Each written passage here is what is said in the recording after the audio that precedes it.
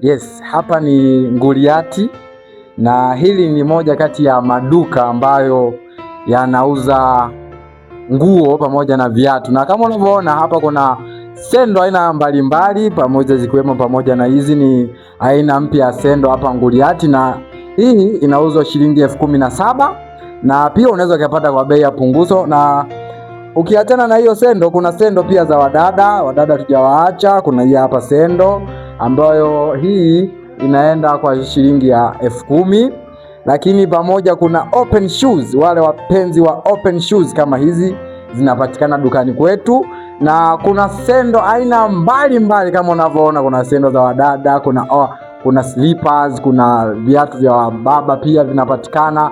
Duka letu limesheheni mzigo wa maana.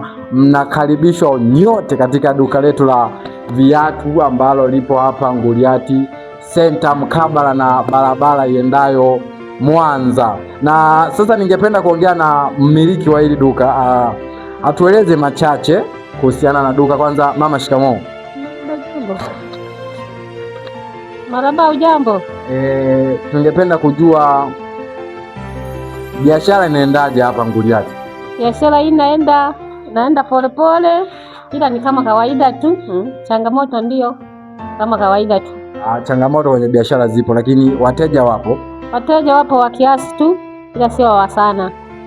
Kama mlivyomsikia mmiliki wa duka anajishughulisha na uuzaji wa viatu kama mnavyoona, ambapo tumefika leo dukani kwake na tumeweza kuzungumza mengi, na hayo ni moja kati ya vitu ambavyo tumezungumza. Lakini mama, ningependa utuambie changamoto ambazo zinapatikana au changamoto ambazo unazipitia hapa na pale katika biashara yako ya uuzaji wa viatu.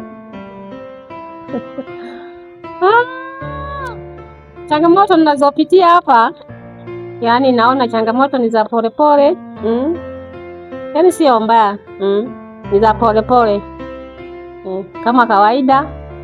Pia hivi hii biashara hii ndoa kiasi hela alafu wanaenda.